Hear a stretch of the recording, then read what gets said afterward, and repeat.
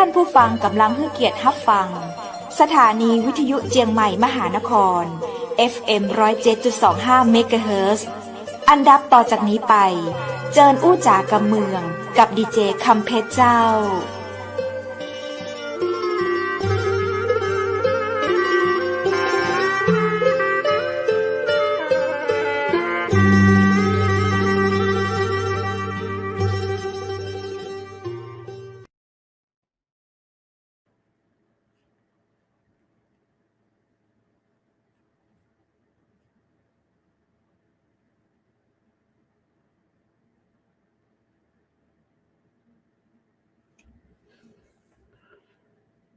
คุณเพชรมันค้างครับ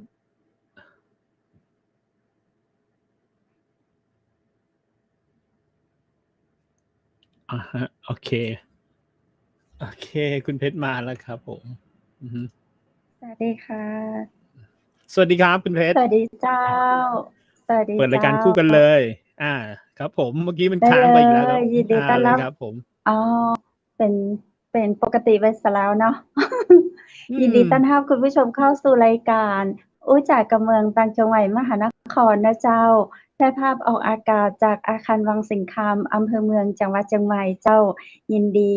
จัดนักนะเจ้าได้ปิกมาปะกับคุณผู้ชมในวันจันทร์ที่25เดือนตุลาคม2564ข้าเจ้าดีเจคำเพชรและดีเจบุตรนะเจ้ามาอู้กับเมืองคุณผู้ชมเช่นเคยนะเจ้าผังงานแล้ววันนี้5ตุลาคมเจ้าเราจะได้ปากับศาสตราจารย์พิเศษดร.สุภัตรามนรายการวิถีธรรมวิถีไทยทางททบ5นะเจ้าออกอากาศก็วันจันทร์เวลา5ถึง6 โมงเมื่อเช้าและ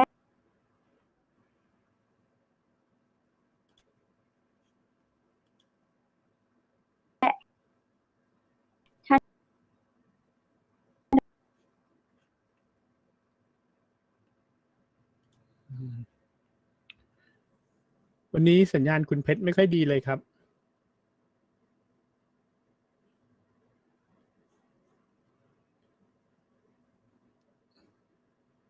วันนี้สัญญาณอินเทอร์เน็ตของทางแม่เสลียงไม่ค่อยดีเลยครับยังไงคุณเพชรลองเข้ามาใหม่อีกทีนะครับ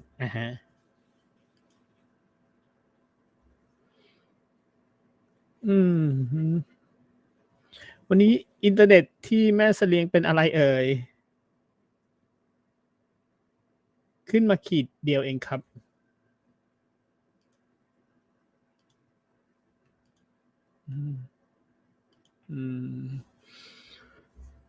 เดี๋ยวนะครับเดี๋ยวแป๊บนึงนะครับผมกำลังเช็คสัญญาณอินเทอร์เน็ตของทางแม่เสลียงครับผมดีเจคำเพชรเจ้าได้ยินไหมครับดีเจคำเพชรครับได้ยินไหมครับอาจจะต้องออกไปแล้วเข้ามาใหม่นะครับไม่เป็นไรครับเดี๋ยวผมจะลองเปิดรายการให้คุณผู้ชมที่ติดตามรับชมอยู่นะครับ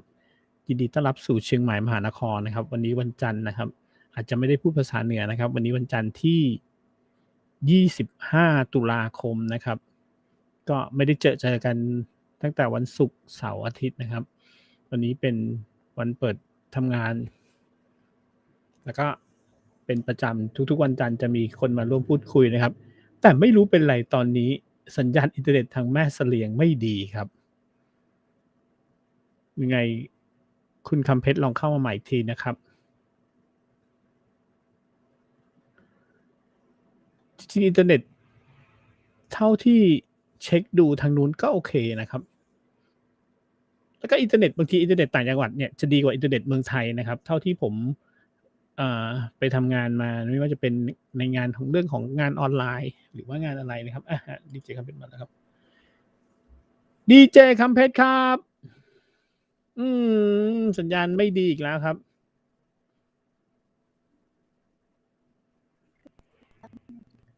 ดีเจคำเพชรครับ สัญญาณทางนู้นไม่ดีเลยครับ ได้ยิ ขึ้ น น เสีย มา งคุณพูดเลยเจ้า สัญญาณอินเทอร์เน็ตไม่ดีเลยครับ ในของเรา อือฮึลองเปลี่ยนไปใช้ Wi-Fi ของมือถือหรือว่าอะไรไหมครับ อย่างอันนี้ที่ใช้อยู่เนี่ย มันจะขึ้นโชว์มาว่า ควอลิตีของอินเทอร์เน็ตเนี่ย มันแค่ขีดเดียวเองครับ ยังไงลองเปลี่ยนไปใช้มือสัญญาณอีกแบบหนึ่งได้ไหมครับผม สัญญาณของ AIS ลองสัญญาณ อืม มันขึ้นมาแค่ขีดเดียวเองครับ เพราะตอนนี้ Wi-Fi มันจะแค่ขี อื ด อฮึ แล้วเรา ลองออกไปแล้วลองเข้าใหม่อีกทีครับ อันนี้ ครับ ก็ต้องขออภัยคุณผู้ชมที่ชมทางเชียงใหม่มหานครนะครับ เพราะว่าบางทีเรื่องของอินเทอร์เน็ตนะครับ ก็ยังมีปัญหาอยู่นะครับในบ้านเรานะครับแต่อย่าว่าแต่ต่างจังหวัดเลยครับ บางทีในกรุงเทพก็เหมือนกัน พื้นที่ในกรุงเทพบางจุด ก็มีปัญหาเหมือนกันเรื่องของอินเทอร์เน็ตนะครับ อือฮึ ก็อย่างงี้แหละครับ บางทีเราทำงานเราไม่ได้พึ่งลมฟ้าอากาศ เราพึ่งสัญญาณอินเทอร์เน็ต ซึ่งยังคงเหวี่ยงอยู่นะ หมายถึงสัญญาณอินเทอร์เน็ตในบ้านเราอะครับ บางวันก็ดี บางวันก็ใช้ไม่ได้นะครับ ก็เลยยังไม่รู้ว่าจริง ๆ แล้ว เมื่อไหร่ที่เราก็กำลังรอเมื่อไหร่มันจะเสถียรนะครับผม ครับ แต่ในขณะที่ผมออกอากาศเนี่ย ผมจะใช้สัญญาณ Wi-Fi นะครับ ซึ่งค่อนข้างจะโอเค เป็นไงบ้างครับ? ตอนนี้กลับมาใช้ Wi-Fi แล้วเปิด เจ้า กล้องด้วยสิครับ เปิดกล้องด้วย ยังไม่ได้เปิดกล้องเลย กล้องไม่ได้เปิด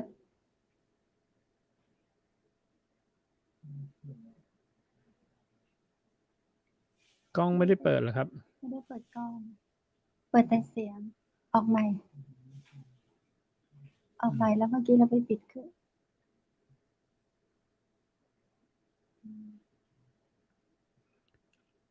ลองออกไปแล้วเข้าใหม่ก็ได้ครับ ลองออกแล้วเข้าใหม่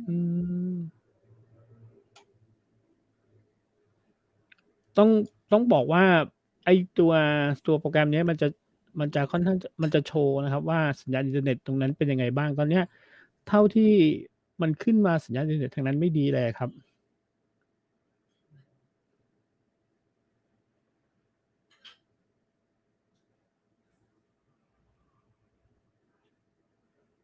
เดี๋ยวรอดีเจคำเพชรแป๊บหนึ่งนะครับ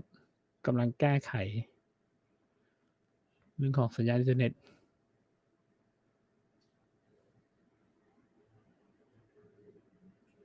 อือฮึ ก็ฟังผมพูดคนเดียวไปก่อนแล้วกันนะครับ มาแล้วครับผม คุณเพชรครับ เป็นไงบ้างครับวันนี้? เจ้า อินเทอร์เน็ตขัดข้องเจ้า เจ้า ติดต่อทางทีมงานก็พยายามติดต่อเครือข่ายอินเทอร์เน็ต เจ้าหน้าที่เพิ่นจะมาติดตั้งให้ใหม่ก็น่าจะเป็นต้นเดือนเจ้า อ๋อ ต้นเดือนจะติด ฮะ ใช่ เพราะบางทีเนี่ยอินเทอร์เน็ตมันมีผลเยอะเหมือนกันเนาะ เจ้า ใช่ ในการทำงาน ใช่ครับ เสียง ภาพ มีคุณผู้ชมมาติดตามเราเนาะ เพิ่นก็บอกว่าช่วงหลังมาภาพก็ค่อนข้างจะแตก เสียงก็ขาดๆหายๆ เจ้า ก็น่าจะมาจากอินเทอร์เน็ต ก็บ่เข้าใจว่าอินเทอร์เน็ตในประเทศไทยจะได้ ได้การปรับปรุง วันนี้ทางทีมงานก็ไปเพิ่มแบบเพิ่มเมกเยอะ ค่อนข้างจะเยอะ คือแบบเอาแบบสูงสุดเลยที่มีในแม่เสลียงประมาณนี้ โอ้ เจ้า ดีเลยครับผม ก็ แล้วมัน ค่ะ ขึ้ ไป น ยื่นเรื่องแล้วเพิ่นก็จะมาติดตั้งให้วันจันทร์เจ้า วันจันทร์หน้า โอ้ รอเป็นอาทิตย์เลยเจ้า ไม่เป็นไร อีก 1 อาทิตย์เดี๋ยวเราก็ยังคุย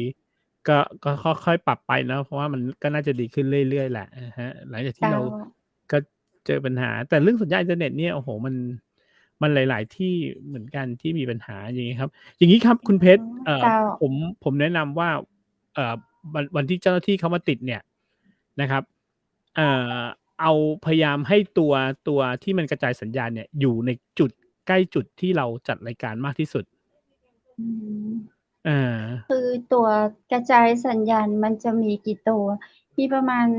มีหลายตัวอะค่ะ คุ อ่า ณวุฒิ โอเค ตอนนี้ถ้ามีหลายตัวเอาตัวเมนหลักอะอยู่ใกล้เรามากที่สุด แต่ตอ๋อนนี้อย่างที่บอกครั อ บ ถ้าสมมุติว่าเป็นตัว ถ้ามันกระจายสัญญาณหลายตัวเนี่ยนะครับ อะฮะ อย่าลืมว่ามันก็แบ่งไปใช่ ใช้งานเยอะเหมือนกัน จ ใช่ ริง ๆ แล้ว อือฮึ ใช่ ๆ เรื่องสัญญาณอินเทอร์เน็ตมันเป็นเรื่องแบบ บางทีเดี๋ยวเนี้ย ถ้าเกิดมันต้องคิดถึงเยอะเหมือนกันครับ อือฮึ ใช่ ใช่ แล้วอินเทอร์เน็ตบ้านเราเนี่ยมันก็ อย่างที่บอกบางที 5G มันก็ยังไม่ 5G ทั่วทั้งประเทศไทยอะเนาะ เรากำลังรอว่า คือสัญญาณอินเทอร์เน็ตมันดี เม็ดแสลงจริง ๆ ก็คงยังบ่ถึง 5G ก็ยังบ่มาแต่เทื่อเจ้า อุ๊ย แต่ AIS เขาเคลมว่าเขาไปเกือบทั่วประเทศแล้วนะ ยัง อ๋อ นี่ ยังใช่ ที่อะไรอะ AIS ก็อยู่ใน โรงแรมเรา อ๋อ ยั อง ยู่ใน ไม่มีไฟ นั้น ขึ้นเลย ยังไม่มีไฟขึ้นเลยใช่ไหมครับ? ยังไม่มีไฟ อะฮะ ขึ้นเลย อืม ใใชช่ ่ เรื่อง สำนัอิกงนเทอร์าเน น็ตนี่มัน AIS ก็รั้วติดเรา รั้วติดเรา โอ้โฮ อย่างงั้นรีบบอกเลย ไม่งั้นคุณเสียชื่อนะ คุณเสียชื่อนะว่า แต่ผมเข้าใจแหละ บางทีแล้วเนี่ย เอ่อ อย่างพวกเราเวลาที่เราทำรายการเนี่ยครับ เราจะใช้อินเทอร์เน็ตเนี่ย แทบจะไม่เหมือนกับคนอื่นเขา อินเทอร์ใชเน็ตส่วนมาก ่ อันนี้เล่าให้เป็นความรู้เลยนะครับสำหรับคนที่เจ้กำลังดู า รายการอยู่นะครับผม อะฮะ อินเทอร์เน็ตบ้านเวลาเขามาถาม เขามาบอกขายเราเนี่ยนะครับ หรือเขามาชวนให้เราติดตั้งเนี่ย เขาจะบอกมาอย่าง 100/100 อย่างเงี้ย อะฮะ บางทีคนทั่วไปจะไม่รู้ว่ามันคืออะไรนะครับ 100/100 วันนี้ผมให้เป็นข้อมูลนะครับ 100/100 ก็คืออินเทอร์เน็ตเนี่ยมีทั้งดาวน์โหลดและอัปโหลดนะครับ อะฮะ อืดาวน์โหลม ดก็เหมือนสมมุติเราดูยูทูบ หรือว่าคนทั่วไปที่ดูรายการเรานี่แหละ ก็จะใช้ในการดาวน์โหลด แต่อย่างของคุณเพชรเนี่ย คุณเพชรต้องใช้อัปโหลดด้วย อัปโหลดก็คือส่งภาพคุณเพชรออกมาข้างนอกเนี่ยครับ อะฮะ จริง ๆ แล้ว เวลาคนที่เขามาชักชวนให้เราติดเนี่ย บางทีเขาก็จะไม่ได้พูดตรงนี้ เขาก็จะบอกแต่ตัวเลขมาก ๆ ไว้ก่อน สมมุติว่าตัวเลข 300 อย่างเงี้ย ดาวน์โหลดคือ 300 อย่างเงี้ย แต่อัปโหลดเนี่ยเขาไม่ได้ไปให้ความสำคัญกับตรงนั้นนะครับ บางทีเราต้องถามเลย แต่อย่างที่บอกอีกครับ มันก็ขึ้นอยู่กับลักษณะของการใช้งานนะครับของแต่ละ บ้าน ถ้าบ้านไหน อย่างตอนเนี้ยคุณครูคนไหนสอนออนไลน์อยู่ที่บ้านครับ บางทีสังเกตไหมครับ คุณครูก็กระตุก ๆ เลย คืออินเทอร์เน็ตของคุณครูเนี่ยอัปโหลดไม่ถึงนะครับ อะฮะ ใช่ อัปโหลดไม่ถึง อันนี้แหละคือปัญหา จริงแล้วบางทีเจ้าหน้าที่ก็ไม่ได้บอกเราตรงนั้นเหมือนกันนะครับ ใช่ แล้วอีกอันหนึ่งเลยเนี่ยผมให้เป็นเทคนิคไว้เลยครับผม สำหรับคนบ้านไหนที่ติดอินเทอร์เน็ตนะครับ สมมุติว่าเจ้าหน้าที่มาบอกเราว่า โอเค บ้านเขาเนี่ย 100/100 นะครับ เวลาเขาติดตั้งเสร็จแล้วเนี่ย ให้เข้าไปในกูเกิลนะครับ จะทางมือถือก็ได้ หรือว่าทางโน้ตบุ๊ก หรือว่าทางเครื่องคอมพิวเตอร์อะไรก็ได้ครับผม แล้วก็พิมพ์ภาษาอังกฤษนะครับคำว่า Test Speed นะครับ TEST แล้วก็เว้นวรรค SPEED นะครับ Test Speed นะครับ Test Speed อ๋เนี่ยจะเป็นตัวอ โปรแกรมที่ให้เราได้เทสต์อินเทอร์เน็ตอะครับ เจ้า บางทีเนี่ยเราต้องอย่าไว้ใจ เหมือนเราเช็กของอะครับ อะฮะ บางทีเจ้าหน้าที่บอกว่า 100/100 เนี่ย Test Speed มาขึ้นแค่ 10 เอง อย่างเงี้ย อันเนี้ยเราจะฟ้องเขาได้ เราจะบอกเขาได้ โอเค เนี่ยไม่ถึงนะ จริง ๆ ไม่ถึง จริง ๆ แล้วตรงนี้เนี่ยผมก็อึดอัดมากกับการทำงานของ อันนี้พูดเผื่อไปเลยของกสทช. ครับผม จริง ๆ แล้วเรื่องเจ้า ของอินเทอร์เน็ตเนี่ยคุณต้องให้ความรู้กับประชาชนเขา อะฮะ บางทีบางบ้านเขาไม่รู้หรอก Test Speed คืออะไร สปีดมาอะไร เจ้าหน้าที่บอก 100 ก็คือ 100 แล้ว อย่างเงี้ยครับ อืม แต่ไม่ได้ เพราะว่ารู้เขา ตอนเนี้ยที่เราใช้ทางอำเภอแม่เสลียงเนี่ย คุณวุฒิ จะเป็น 1,000 1,000 คือ 1 เมก 1 ค่เมกเละ ยใช่ไหมครับ? เจ้า อุ๊ย 1,000 ถือว่าเยอะนะครับ แต่ต้องดูว่ายอด 1,000 เนี่ยคือการดาวน์โหลด แล้วมันทับเท่าไรครับ? มันต้องดูตัวหลังด้วย 1,000/600 อ๋อ ทับ 600 เนี่ยเห็นไหมครับ จริง ๆ แล้ว 1,000 คือการดาวน์โหลด ดาวน์โหลดเนี่ยเหมือนถนนกว้าง 1,000 นะครับผม แต่อัปโหลดเนี่ยคือถนนกว้างแค่600 ครับ อัปโหลดถนนแคบกว่าดาวน์โหลด เงี้ยครับ แต่อย่างที่บอกอะครับ มันต้องดูด้วยว่า จะใช้ในกิจการอะไรของเรา เช่นถ้าคุณครูสอนออนไลน์อย่างเงี้ยผมแนะนำนะครับให้เลือกอัปโหลดไว้ในตัวเลขที่เยอะๆไว้นิดนึงภาพก็จะไม่กระตุกเหมือนอย่างคุณเพชรสอนคุณเพชรทำรายการเงี้ยเราก็ต้องเลือกอัปโหลดด้วยดาวน์โหลดเท่าไหร่คือจริงๆเจ้าหน้าที่เขารู้แหละเขาอาจจะไม่บอกเราอย่างเงี้ยครับแล้วก็อย่าลืมว่าเวลาติดตั้งแล้วเนี่ยเราเทสสปีดด้วยนะครับผมเทสว่ามันมาเท่าไหร่แล้วก็อันนี้อันนึงเลยครับผมอันนี้เป็นประสบการณ์อย่างบางทีเนี่ยเจ้าหน้าที่บางทีเนี่ยเขาขายเราเนี่ยเขาก็จะบอกว่าในการติดตั้งอินเทอร์เน็ตคุณจะใช้แพ็กเกจอันนี้ด้วยไหมเราจะมีแพ็กเกจของการดูหนังหรือว่าดูอะไรอย่างเงี้ยอันนี้เราต้องดูจริงๆนะครับถ้าเราไม่มีความจำเป็นที่ต้องดูอย่างเงี้ยเราก็ไม่ต้องไปใช้เพราะตรงนี้เนี่ยมันจะมาแชร์ในส่วนของอินเทอร์เน็ตเรานะครับอินเทอร์เน็ตยกตัวอย่างอินเทอร์เน็ตเหมือนถนนนะครับยิ่งถนนกว้างปุ๊บเนี่ยสมมุติถนนอย่าง 1,000 นะครับถนนกว้าง 1,000 นะครับแต่บ้านเรามีรถอยู่10คันนะครับแล้วรถเราวิ่งพร้อมกันนะครับมันก็จะเบียดนึกออกไหมครับแต่ถ้าเราวิ่งทีละคันมันก็จะไม่เบียดนะครับอันนี้คือหลักง่ายๆของอินเทอร์เน็ตเลยผมว่าจริงๆแล้วอย่างนี้ครับคุณเพชรอินเทอร์เน็ตน่ะต่อไปเนี่ยมันใครจะไปรู้นะครับสมัยก่อนเราก็ไม่ได้เคยคิดว่าเราอาจจะมาใช้อินเทอร์เน็ตนะครับนะแต่ทุกวันนี้เรามีความจำเป็นที่ต้องใช้มันแต่อย่าลืมครับมันก็ยิ่งอินเทอร์เน็ตดีเท่าไหร่อย่างที่บอกครับมันก็วัดตรงอย่างประเทศที่เขาเจริญแล้วอินเทอร์เน็ตเขาก็จะดีมากอย่างเงี้ยครับเขาก็จะนิ่งเขาก็จะเสถียรครับแต่บ้านก็ถือว่าแบบนึงนะแต่ตรงๆเลยครับเท่าที่ผมรู้เนี่ยอินเทอร์เน็ตบ้านเราสู้เทียบลาวกับเวียดนามไม่ได้นะเขาไปไกลกว่าเราแล้วอย่างเงี้ย 7G 8G แล้วใช่ไหมเขาไปไกลกว่าเราแล้วใช่แล้วอย่างที่บอกว่าถ้าเราจะสนับสนุนในเรื่องของต่อไปถ้าเกิดจะทำเรื่องของออนไลน์จริงๆในเรื่องการค้าขายออนไลน์หรือคุณจะทำไลฟ์สดจริงๆเนี่ยอินเทอร์เน็ตสำคัญครับยิ่งคนที่จะมาทำเป็นไลฟ์สดเนี่ยผมถึงบอกเหมือนกันเลยคุณอยากทำเป็นไลฟ์สดก็คือการอัปโหลดตัวเองขึ้นไปครับต้องดูตัวเลขตรงนั้นด้วยนะครับใครติดสงสัยอะไรเงี้ยฝากคำถามมาได้เลยทางเพจเชียงใหม่มหานครนะครับเดี๋ยวเราจะตอบคำถามให้ว่าบ้านมีลูกเท่านี้คุณใช้อินเทอร์เน็ตเท่าไหร่เห็นไหมครับบางทีแพ็กเกจเขามี200 300 400 500 600แล้วแต่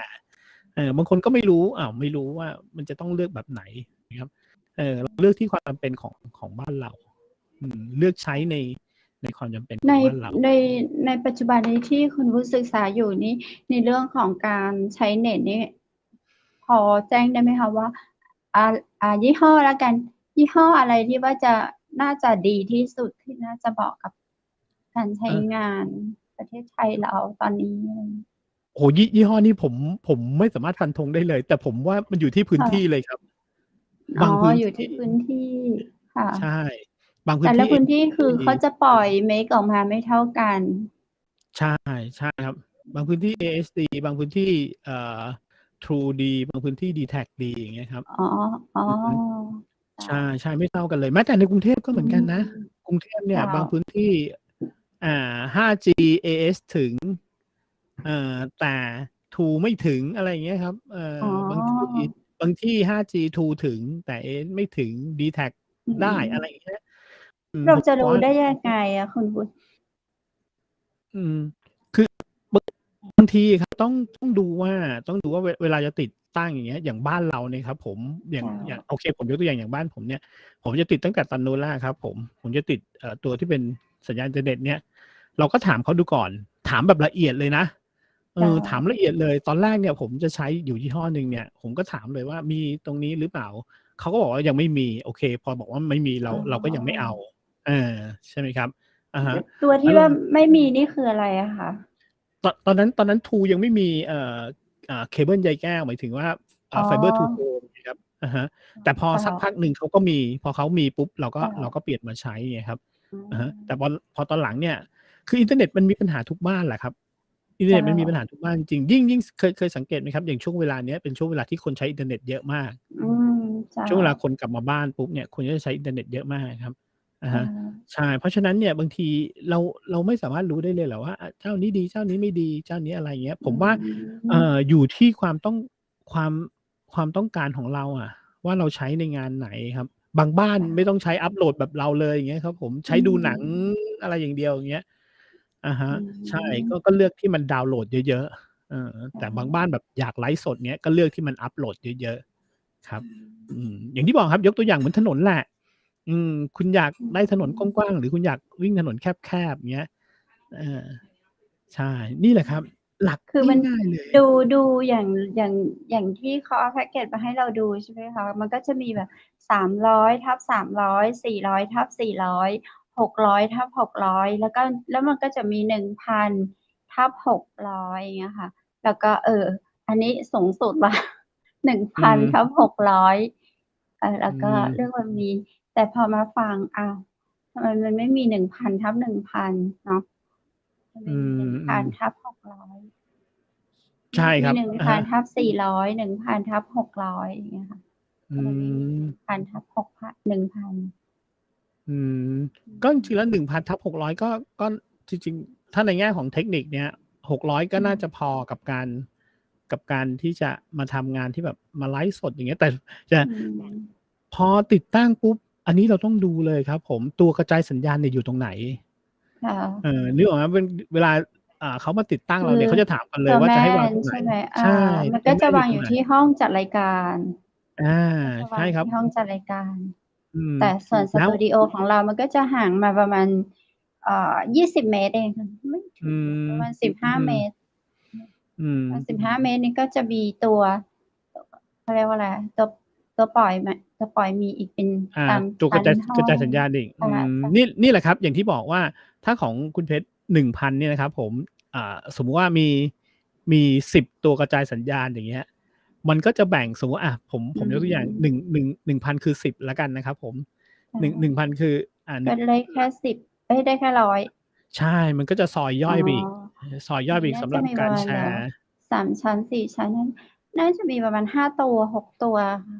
ก็นั่นแหละครับ มันก็จะเหมือนว่า โอเค ถนนนี้กว้าง 1,000 ใช่ไหมอืครับ แต่ก็มี ม รถวิ่แงบ่ง อยู่ แบ่ง แบ่งถนนไปอีก 5 นึกออกไหมครับ? เพราะเขาต้องกระคจ่ายะ ตรงนั้นไปด้วย ใช่ คือมีอย่างงี้ครับ อันนี้ยกตัวอย่างให้ฟัง บางทีเวลาผมไปทำงาน อย่างเงี้ย ไปทำงานนอกสถานที่อะ อ่า จนถึงขนาดต้องขอว่า ยังไม่ให้คนอื่นใช้อินเทอร์เน็ตเลยนะ อืม ให้เราค่ใะ ช้ก่อนเพื่อความเสถียอืร อย่างเงี้ยครับ ม โอค่เค ะ ลูกค้าก็จะยอมเหมือนกัน อืเพราะว่า ม อย่างที่บอกว่า บางทีบางสถานที่เราไปครับ ลูกค้าบอกว่ามีอินเทอร์เน็ตเท่านี้ วันที่เราไปทดสอบเนี่ย โอเค มันขึ้นมาเท่านี้จริง ๆ แต่พอวันใช้งานจริง ๆ อะครับ ไม่มมันจะา ยิ่งแบ่งเข้าไปใหญ่เลย อ๋ยิ่งอย่างอ งี้ อันนี้อันหนึ่ง ตัวอย่างอันหนึ่งคือ สมมุติ คุณเพชร คุณเพชรเราเคยจัดงานกันในโรงแรม อะไรอย่างงี้ ใช่ไหมครับผม สมมุติว่าในโรงแรมเนี่ย เขาบอกว่าอินเทอร์เน็ตเขามีอยู่ที่ 1,000 ใช่ไหมครับ อืม ค่อ่ะ แต่วันที่เราไปทดสอบเนี่ย เป็นวันที่ยังไม่มีคนมานั่งสัมมนา อ๋อ ค่ะ แต่พอคนเพรมาาะวนั่ง่าสัมมนจาริง ปุ๊บ แต่เออ โรงแรมส่วนมากก็จะติดว่าอินเทอร์เน็ตคือ ชื่อนี้ ใช่ไหมครับ จ้ะ รหัสไวฟายเท่านี้ วายฟาย ใช่ไหใมช่ ครับ ใช่ คนเข้ามาก็จะ สมมุติว่าเข้ามา 100 คน ล็อกอินหมดเลย 100 คน โอ้โฮ อืจบกันเลม ย อา จบกันเลยใชนะครับ ่ มันถึงต้อง ต้องแบบเผื่อถ้าจะทำงานไลฟ์สด อะไรเงี้ย มันต้องแบบของเราโดยเฉพาะเลย อือะฮะ ม เพราะอย่างเงี้ยของเราเนี่ย คุณเพชร อย่างเวลาเราไลฟ์เนี่ย บางทีเห็นไหม บางอ๋อ ทีผมก็หายไปด้วย ตัวผมเองก็หายไปด้วย บางทีคุณเพชรก็หายไปด้วย แต่โอเคเราก็จะเฉลี่ยว่า ไม่เจอคุณเพชรก็เจอผม ไม่เจอผมก็เจอคุณเพชร ถูกไหมครับ? แต่ส่มันก็วยัง นมากแบแต่ บทางเพชรจะหาเยอะกว่าใชเนาะ ่ แต่ถ้าหายไปทั้งคู่เลยเนี่ย โอ้โฮ แขกรับเชิญจะตกใจเอา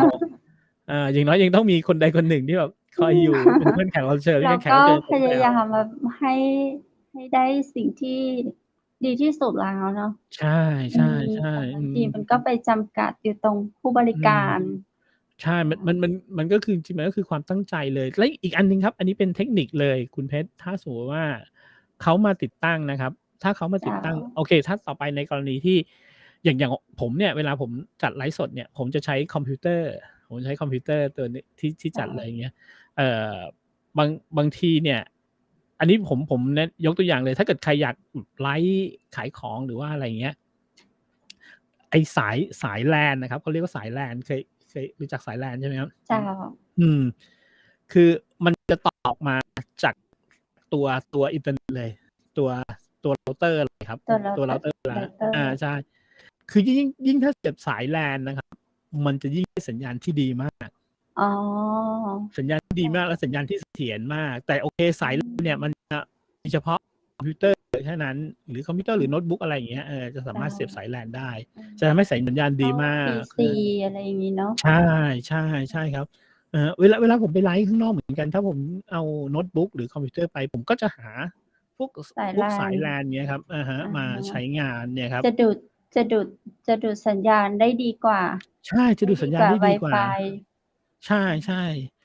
ครับอย่าลืมว่าอย่าง Wi-Fi เนี่ยมันก็ยังเป็นสัญญาณบนอากาศอะไรอย่างนี้อยู่ใช่ไหมครับแต่สายเนี่ยมันเป็นเคเบิลเลยที่แบบซึ่งชัดเจน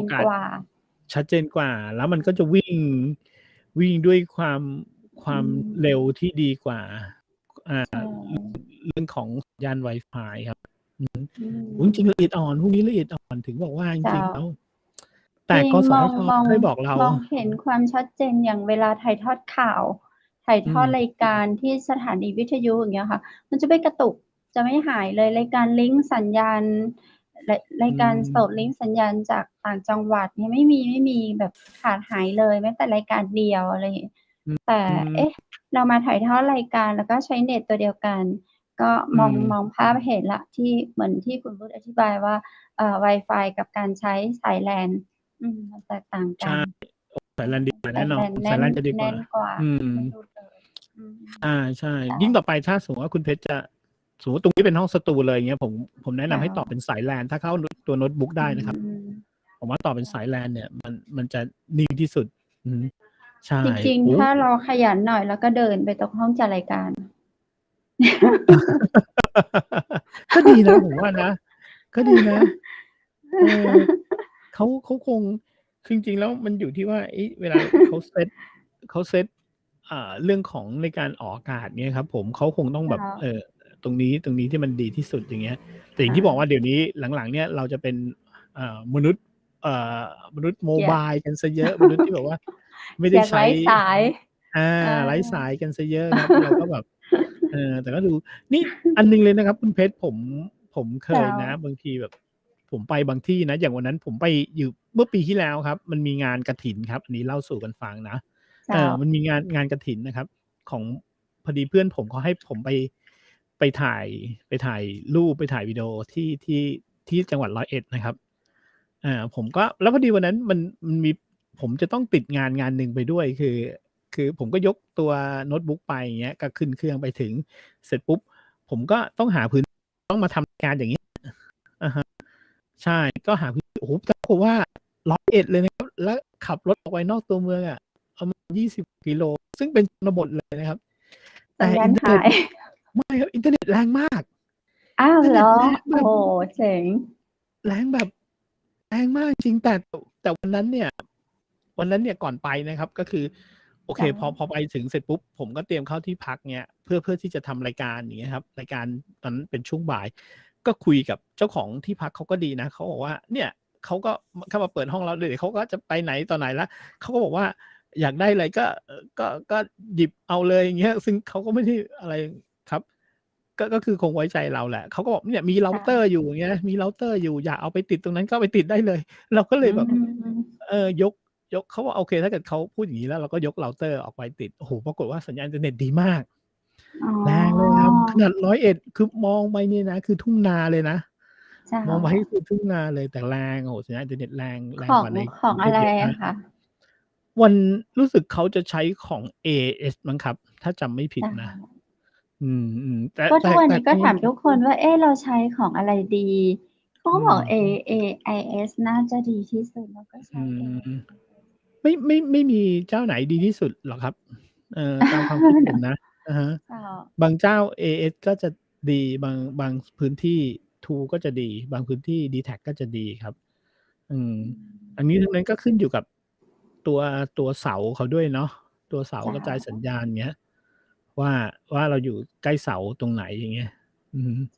ใช่เพราะยุคนี้มันหมดยุคผมจำได้เลยนะมันมีช่วงที่ผมใช้มือถือแรกๆนะ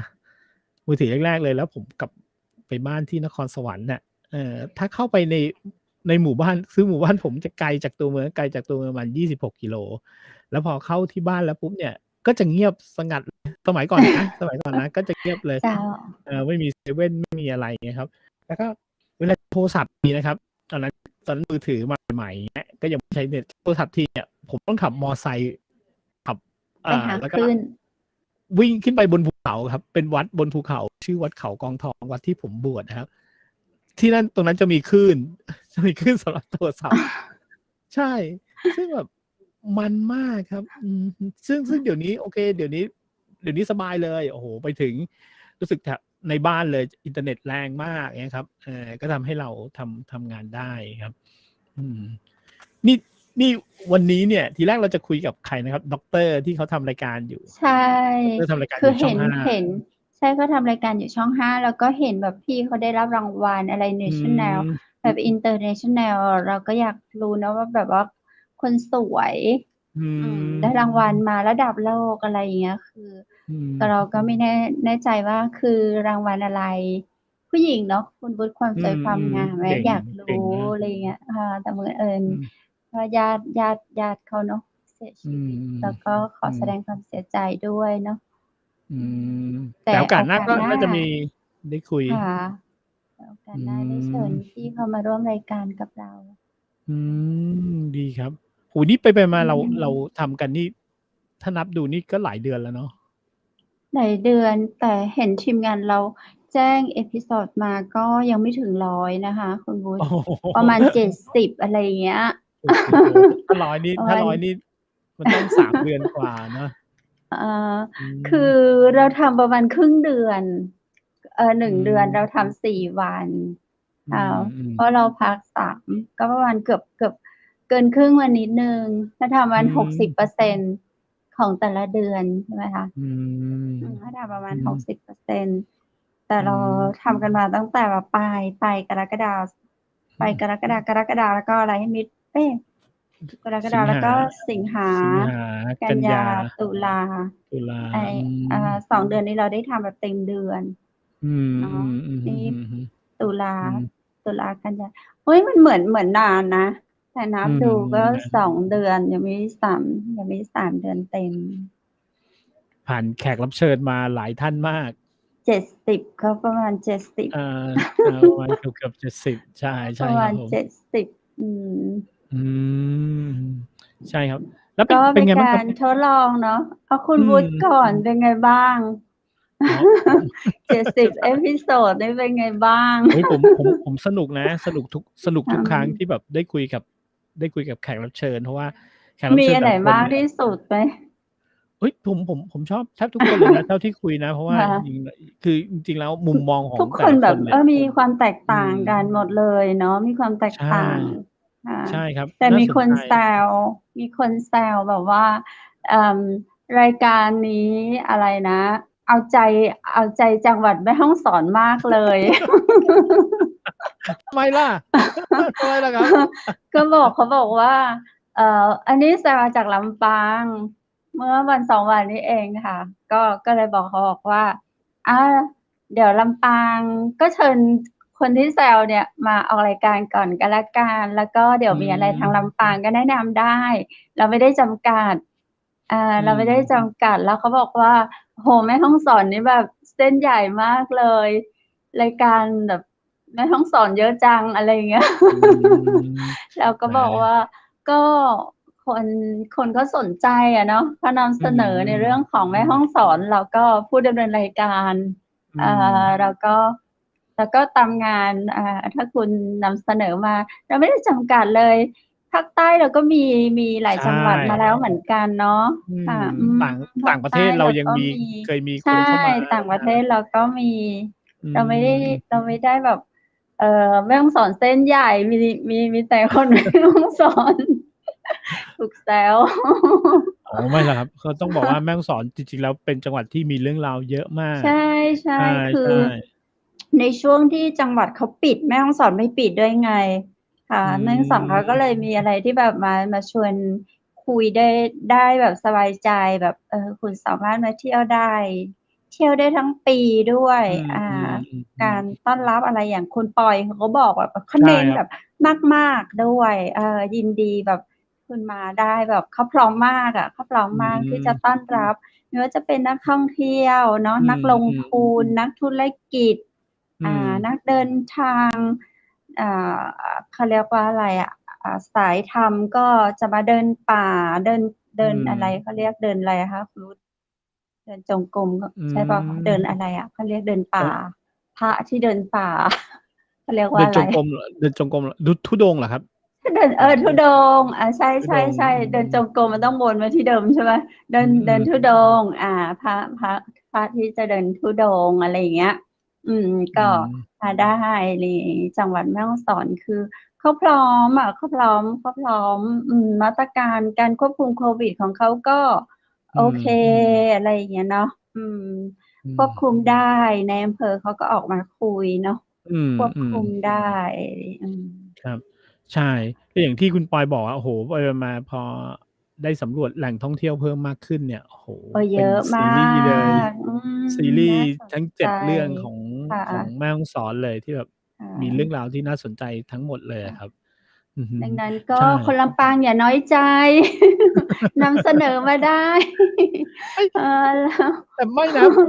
บางอาทิตย์เราก็แบบบางวันก็เชียงใหม่เยอะนะเรามีบ้างหรือยังคะลำปางเดี๋ยวนะลำปางเรามีแขกบ้างหรือยังมีนะพอสมาร์ทกิจ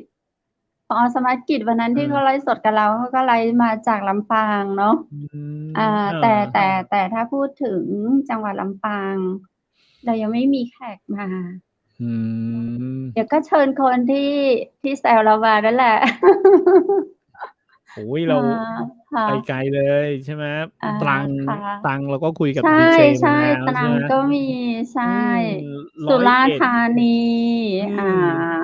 นครสวรรค์ใช่ไหมครับไม่จำกัดเลย101พี่ออยละวีวานในแพทย์สุวรรณธาดา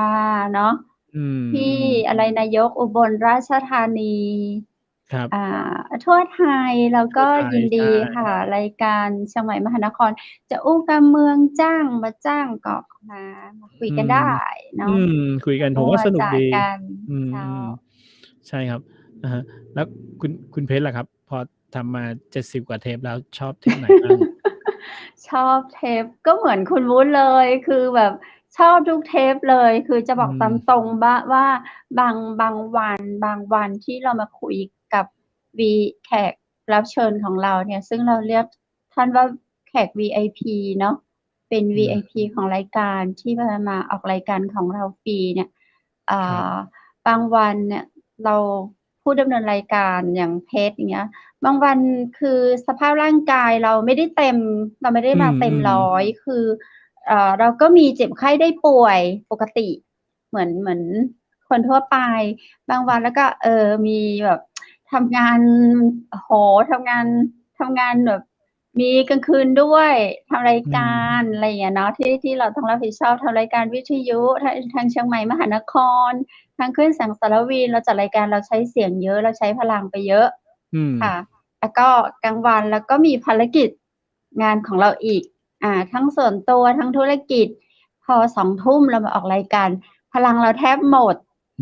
แต่เรามาได้เจอแขก VIP มันเหมือนกับแบบมาชาร์จใช่มาชาร์จแบบจากที่เราดอกไปแบบเยอะมากเลยไหวไหมเนี่ยอะไรเงี้ยพอมาเจอหน้าคุณวุฒิพอมาเจอแขก VIP มันก็ทำให้เราแบบภูมิขึ้นมีพลังมีความสุขกับการพูดคุยคือได้ฟังได้เนาะได้เยอะได้เกือบร้อยทุกรายการน่ะนอกจากแบบอินเทอร์เน็ตเราแบบขัดข้องก็มีบ้างเราจะขาดตรงนั้นเราจะพลาดตรงอินเทอร์เน็ตคือเราไม่สามารถตรงเนี้ยเราไม่สามารถแบบควบคุมเขาได้เราไม่สามารถจัดการได้ถ้าโดยตัวของเราจัดการได้เราไม่สบายเราก็มาจัดรายการแล้วก็จัดการตัวเราได้อะไรอย่างเงี้ยแต่พออินเทอร์เน็ตมันไม่สบายมันดรอปปุ๊บเราพยายามดึง จะมีปัก็ญหาตรงนี้มากกใช่ว่าใช่อีกค่ะคือสัญญาณอินเทอร์เน็ตบ้านเราอย่างที่บอกครับ มันคงยังมันจะให้มันเสถียรนิ่งๆเลยโอ้โหผมว่ามันคงยากครับ เนาะค่ะใช่เขาคองต้องาใช้เวลาแต่อนาคตผมว่าดีขึ้นมันดีขึ้นตเนาะลอดครับน่าจะต้องเอดีอขึ้นดีขึ้นตลมีอดคนเขาเขาชมนะคุณรู้เขาชมประมาณแบบว่าคือเขาชมรายการเราเนี่ยเขาอืก็เห็นมคุณวุฒิมาคุยกับดีเจคัมเพสมาคุยดีเจวุฒิมาคุยเนี่ยไม่เห็นเขาเจ็บเขาป่วยเขาไข้เลยอะไร อืมอ๋อเหรอ มาคุยหัวเราะได้ตลอดอะไรอย่างเงี้ยใช่ค่ะเขาบอกเนี่ยก็มาคุยได้ตลอดเขาไม่เห็นเจ็บไข้ได้ป่วยอะไรเลยอะไรอย่างอืเงี้ยค่ะแล้วมเขาบอกว่าทำไมเขาแบบเจ็บเขาป่วยเดี๋ยวเขาก็ไม่สบายทำไม2คนเนี้ยมาออกรายการได้ทุกวันเลยไม่เจ็บอืไข้ได้ป่วยบ้างมเหรอ อืมโอ้โฮไม่มีอย่างไรพักเลยมันก็มีเนาะมันก็มี ใช่แต่ครับเราแบบมันก็มันเป็นการทำงานที่อืมที่มีความสุขอย่างที่เขาบอกเนาะว่าถ้าเราได้ทำอะไรที่เราชอบที่เรามีความสุขมันจะเป็นการเพิ่มพลังงานให้อืมกับตัวเราลองถ้าเราไปทำในสิ่งที่มันไม่ใช่ตัวตนของเราเราถูกเขาบังคับให้ไปเราถูกเขาบังคับให้ทอืมำมันก็จะฝ่อน่ะเนาะคุณวุฒิ ใช่ครับอืมันมคนไม่เมืองมันมีฟีลจะเรียกที่อยากทำมันฝ่อมันเหี่ยว อื มันไปมมันไปไม่มันมันไม่ไปต่อใช่อะไรอย่างเงี้ยใช่ครับแต่อย่างเงี้ยผมแต่จริงๆแล้วอย่างที่บอกครับจริงๆแล้วสุขภาพร่างกายอะมันสำคัญมากอะเนาะใช่ไม่ว่าจะเป็นค่ะในเรื่องของอาหารการกินหรือต้องออกกำลังกายอย่างเงี้ยผมว่ามันสำคัญแหละใช่จริงๆที่แบบมานั่งจัดได้ทุกวันที่ไม่ป่วยเนี่ยก็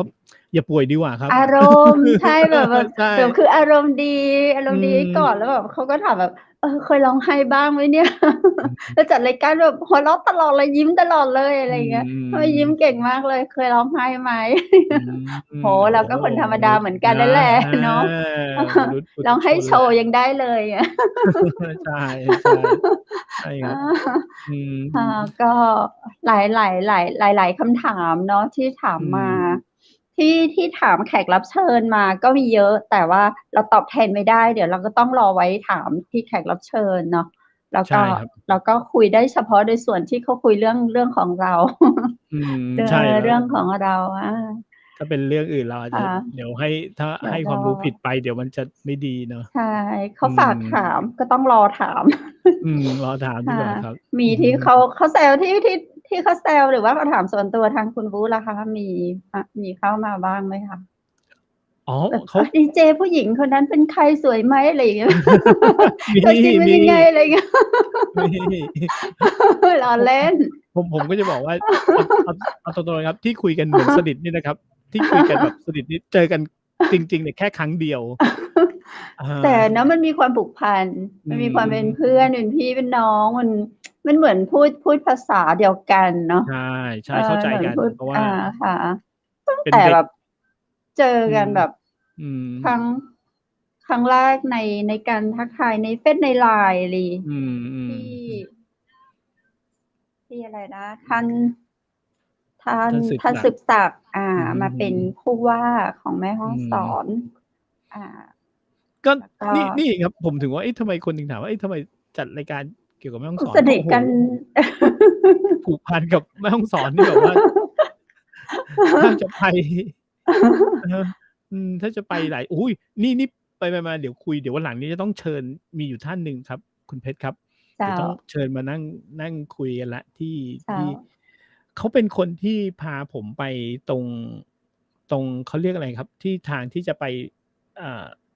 เขาเรียกออกทางขุนยวมอะครับแล้วจะมีด่านตรงนั้นน่ะครับผมอ๋อออกห้วยต้นนุ่นขุนยวมแล้วไปแม่แจ่มใช่ไหมคะอ๋ออันไปอ๋อห้วยต้นนุ่คือไปนครับผม ห้วยต้นนุ่นคือจะไปเมียนมาใช่จะไปเมียนค่ะมาใช่อะฮะซึ่งผมแบบโอ้โฮคือทั้งชีวิตก็ไม่เคยคิดว่าจะไปได้เหยียบ2แผ่นดินตรงนั้นน่ะครับอ๋อแล้วคือตรงนั้นเป็นชายแดนของเมียนมาแล้วก็อีกใชอันหนึ่งก็เป็นชายแดนของ่บ้านเราครับเดี๋ยวค่ะ วันหลังต้องชวนท่านนี้มานั่งคุยโอ้โฮเขาขับเห็นออยไปรถแล้วก็มาอืมชวนแบบเดี๋ยวเราไปเปิดร้านกาแฟกันอะไรอย่างเงี้ยอืใช่ตอนมยุคของท่านสืบศักดิ์มาคือตอนนั้นแบบรทุกคนแบบมีความหวังมากมีความว่าหวังด่านตรงนั้นจะเปิดแล้วมันอืก็ใกล้มนปิตออืใกล้เมืองม เมืองใหม่ของพ ใช่ ม่า ข ใช่ องเมียนมาเขา อื ค่ะ อฮึ ค เร รั า บ จะไปทุเปิ กอ ด ย่าง กิจการกันตรงนั้น อะไรอย่างเงี้ย เรา อจะืไปทำงาน ม ชายแดน ใช่ แต่ผ่าน ก็ มา เอ๊ะ ทำไมมันเงียบ ไมอื่รู้ว่าติดม ขัดอะไร ทุกวันนี้ก็เป็น ใชคำถ่ ามอยู่อะค่ะ ทุกวันนี้ก็เป็นคำถามอยู่ ใช่ ว่า เราก็ไม่เข้าใจ เราก็ อือ ไม่ อรืู้อฮอะเึ นาะ เราก็ไม่เข้าใจคว่า ่ทำไม ะ เขาถึงยังไม่ให้ อืทำสักม ทีเนาะ อืม มีอะไรมาปิดบังตรงอืนั้นนะ ม มันเสียผลอืประโยชน์อะไรม มากมายเหรอ? ทำไมถึงอืไม่ยอมเปิม ด อะไรอย่างเงี้ย ใช่ เพราะทางๆ ไฝม่ัเ่ปง็นไร นู้นเขาก็พร้อมแล้ว รัฐมโนอ้ตรีก็มาโบ่อยฮ มากเลยนะคะ ใช่เขาสรครั้บ างอะไรไว้ต้อนรับเราแบบอยิ่ืงใหญ่ม มาก แต่ทำไมบ้าอืนเราม มีแต่ดินโคลนแบบปิดประตู เพราะอะไร? ใช่ เออ ใช่ สงสัยเวลาเขามานี่ รถ สงสรถเขัา ยเนี่ย อา รถเขาดี ๆ มา อย่างเงี้ย แล้ว ใชโอ้่โฮ มาเจอค่ะ ถนนบ้านเราแล้วแบบไม่ไหวจริง ๆ ยิ่คงห่น้าฝนะ คงจะเหนื่อย คเงนาจะะ แบบเหนื่อยจริง ๆ อะครับ ไม่เข้าใจดี ๆ เหมเืนาอนะ กัน หลาอืม ยจุดนดะู ที่ประเทศไทยของเราแบบมีอะไรที่ดี ๆ มีอืม อะไรๆ ที่แบบน่าจะเป็น เขาเรียกว่าน่าจะสร้างสิ่งที่ให้ประโยชน์กับประเทศครับ ไทยได้ค่ออืนข้างเยม อะ แต่ไปปิดกั้น อืม เนี่ยเราก็ไม่เข้าใจเนาะว่าเราไม่คไรด้ับ เป็นนายกรัฐมนตรีหรือเปล่า? ใชเราเล่ ยหาคำตอบไม่ได้ ๆ นั่นแหละ โอ๊ย ยังมีอีกเยอะครับ หลายเรื่องที่แบบ เท่าที่เรา ผม เท่าที่ผมทำงานมา ก็มีอีกหลายเรื่องไม่ว่าจะเป็นอย่าเงนาที่ ะ โอ้ หรืออย่างทางภาคใต้ อย่างเรื่องที่ถ้า เจ้า สมัยเด็ก ๆ เราเคยได้ยินกัน ก็เรื่องอย่างคอฆอดก่า คอย่างอ เงี้ยครับผม คอฆอดก่า อะไรอย่างเงี้ย แบบ ทุกวันนี้เราก็ยังงงว่า เอ๊ะ อะไรไง ทำไมแต่เราไปถก็เข้าใึจแหละ งขนาดนั้นแล้อืว ม อะไรอย่างเงี้ย ลึก ๆ เขาอาจจะแบบมีอะไรก็ที่เราก็อาจจะเป็น ไม่เป็นไร เราก็ทำรายการของเราอย่างงี้แหละ เราไม่ได้เป็นนายกรัฐมนตรี เราเป็นแค่ดีเจ แค่อย่างงี้ก็โอเคครับ อะฮะ อย่างงี้ก็โอเคคเรอับ อ อืม คุยกันไปคุยกันมานี่จะชั่วโมงแล้วนะคโอุ้ ณวุใฒชิ ่ ใช่ครับผม อืเนาะ ม เดี๋ยวคุณเพชรต้อง น่า ลาสวย ๆ ไม่แบบน่าเสียดายอยู่ว่าอืเราม ยังอยากเจอพี่ด็อกเตอร์แบบ ปกติแล้วเนี่ยเพชรจะเรียกพี่เขาว่าด็อกเตอร์ พี่ด็อกเตอร์สุดสวย อเืพราะว่าคือเขาเป็นม นางงามระดับโลกเนี่ย โอ้ แต่จำตำแหน่งเขาไม่ได้อะแบบ อืม ๆ International น่ะ ครับ ที่สายสะพายที่พี่เขา มีภาพเขาไหม insert ภาพพี่เขาขึ้นหน่อยสิ ไอดา ้ ๆ เดี๋ยวให้ดู ค่ะ อะฮะ ถ้าคุณผู้อืชม มก็อาจจะคุ้นหน้าคุ้นตา เพราะว่าเนี่ยค่ะ อันนี้เลย ภาพที่มีใส่มงกุฎมีไหมคะ? นี่ ภาพที่ เนี่ยค่ะ แล้วก็มีสายสะพาย คือตรงสายสะพายแล้วก็อ่านไม่ชัดเนาะ แต่รู้ว่า International อะไรสักอย่างนี่แหละค่ะ อืพี่เขาได้รางวัลระดับโลก คือนางงามเบอร์ 1 ของโลกอะ แต่ไม่รอืู้ว่าม คือตำแหน่งที่ถูกต้องคือตำแหน่งอะไร? ครับ มโอ้โฮ งแต่กุฎสวยนะ เพชร สอืวยด้วม ย นี่คืออือฮึ แขกรับเชิญของเราในวันนี้เนาะ ศาสตราจารย์พิเศษ ดอกเตอร์ สุภัตรา สุวรรณตานนท์ อืเป็นม พิธีกรรายการทาง ททบ. ช่อง 5 ด้วยอืค่ะ ม โอ้โฮ วิเก่ถงีมาก ธรรม วิถีไทย เพชรเคยอเจอตัวจริงืม พี่เขาหลายครั้งค่ะคุณวุฒิ อืเพชรก็จะม อยู่ครึ่งเอวพี่เขาอะค่ะ อ้าว ทำไมล่ะครับ? ก็พี่เขาสูงมากอ๋อ ไง พี่เขาอ๋สูงมอ าก เราก็จะอยู่ครึ่งเอว แล้วคนก็จะวิ่งไปขอถ่ายรูปกับพี่เขาเยอะมากเลย แล้วครับ เราก็ไม่กล้าไปไง เราก็อจะืแบบอยู่ม ห่าง ๆ แล้วก็จะนั่งนิ่ง ๆ ดูพี่อืเขาก็จะม เดินมาหา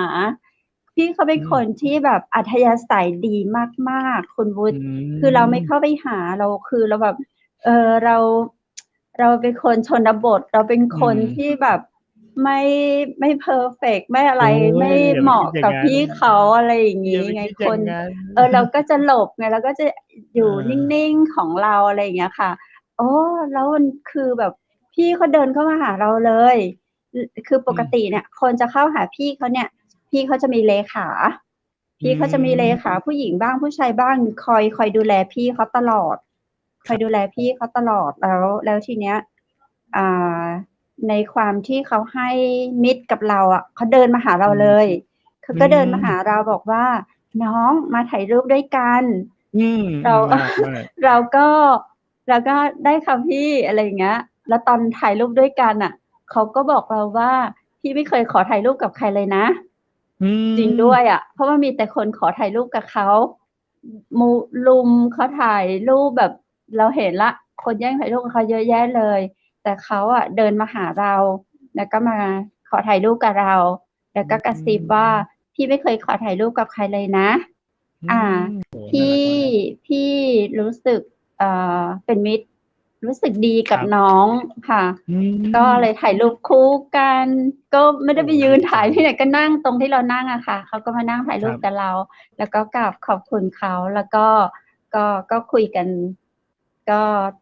จะมีเฟซมี LINE ก็จะคุยกับพี่เขาตลอด เวลามีอะไรอย่างเงี้ยค่ะ เหมือนพี่เขามีเซนส์ด้วยคุณวุฒิ เวลาเรา อ้าวเหรอครับ หรือว่าเราโพสต์อะไร นึกถึ หรื ง อเปล่า เราก็ไม่ อืม แน่ใจค่ะ ใช่ พี่เขาจะแบบบอก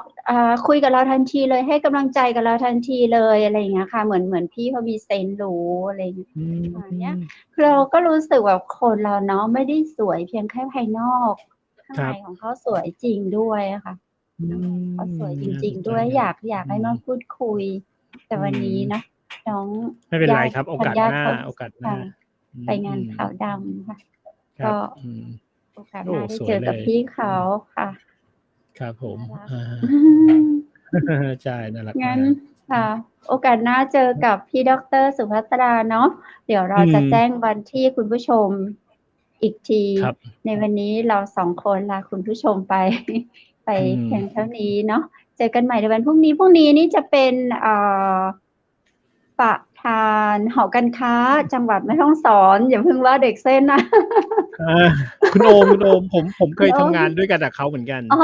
ค่ะ เออ คุณ น่ารัก น่ารัก ปร มา ะ ก มาณ น้อง ร คนนี้ รุ แบ่บ นเดียวกันค่ะ โอ้โฮ รุ่นเดียวกัน ไฟแรงมาก คือ แล้ เรี ว ยนแม่ฮ่องสอนน่ะ รุ่นเดี อื ยวกัน ม แล้วเขาอะไปเรียนต่อต่างประเทศ อื เราไม่ได้ไปเรียน เด็ ต่ ก อ ต่รุ่น าง ใหม ประเทศกับเขา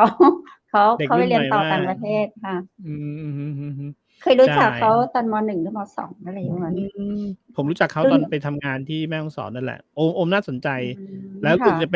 เป็น ทายาทเจ้าของห้างดังในตัวเมืองแม่ เอ ฮ่องสอน ใใช่ไหม ช ครับ? ๆ มีห้างเดียวด้วยของแม่ มี ฮ่อ ห้ง างเดสี ยว อน ห้างอะ ใชไรอะ ่ คำ อะไรนะ เดี๋ยวให้เจ้า เอ ตัวเขามาคุยดีกว่า เดี๋ยว พรุ่งนี้ พรุ่งนี้คุยดีกว่า พรุ่งนี้ พรุ่ง ดี นกว่า ี้เนาะ พรุ่งนี้พบ ครั กั บ บคุณโอมบัณฑิตค่ะ วันนี้ ไดเรา 2 ้ คนลาคุณผู้ชมเนาะ อา แล้วคุณเพชรเจ้า จะขอบคุณ ขอ ส บ คปอนเซอุร์ ณ คุณวุฒิจำสปอนเซอร์ได้บ้างเปล่า? คุณวุฒิขอบคุณหน่อย ผมขอขอบคุณ GoMac Coffee ครับ ถ้าจะให้ดี GoMac นะครับ Coffee ต้องส่ง GoMac Coffee มาให้ชิมนะครับผม ถึงจะ อ๋ ได้ อ รู้ เดี๋ยว ว่า GoMac Coffee เขาจะเริ่มเต็มตัวในวันที่ 1 อพืฤศจิม กาค่ะ อเขาจะเริ่มเต็มตัวในา วันที่ 1 พฤศจิกา เขาจะมีทั้ง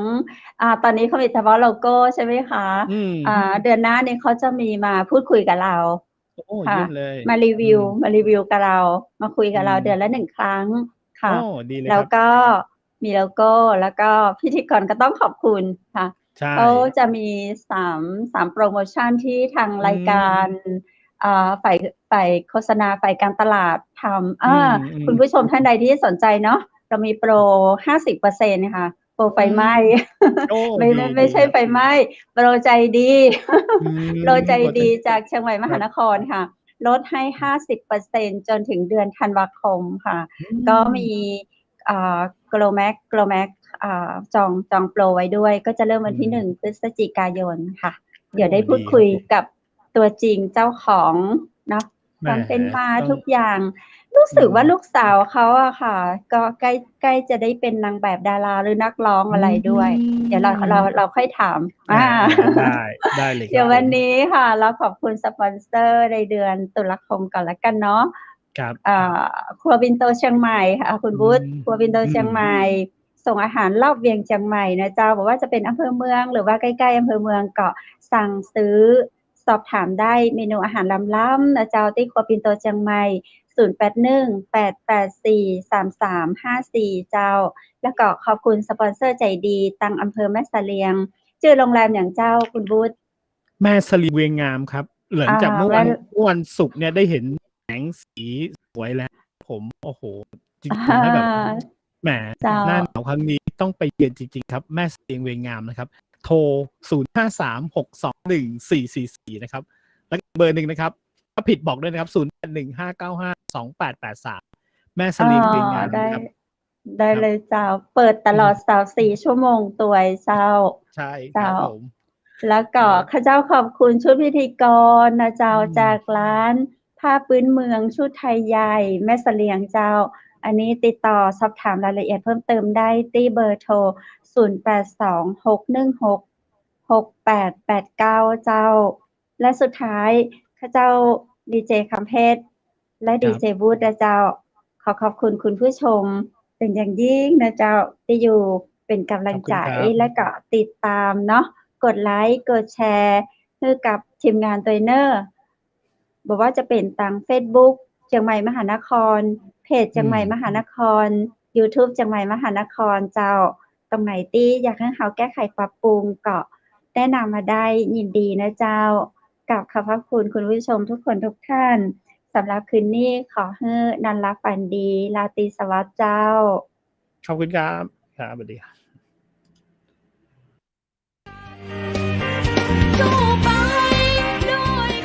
สถานีวิทยุเจียงใหม่มหานคร 107.25 เมกะเฮิรตซ์ ขอแสดงความห่วงใยและเป็นกำลังใจให้ทุกท่านในช่วงการระบาดของโรคโควิด -19 ในครั้งนี้ เพื่อลดความเสี่ยงควรสวมหน้ากากอนามัยทุกครั้งล้างมือเป็นประจำขอให้อยู่ที่บ้านให้นักที่สุดด้วยความปรารถนาดีจากหมู่เฮาเจ้าเจียงใหม่มหานครสนับสนุนโดยกาแฟโกแมคคอฟฟี่และโรงแรมแม่เสรียงเวียงงามโทร 053-621-444 และ 081-595-2883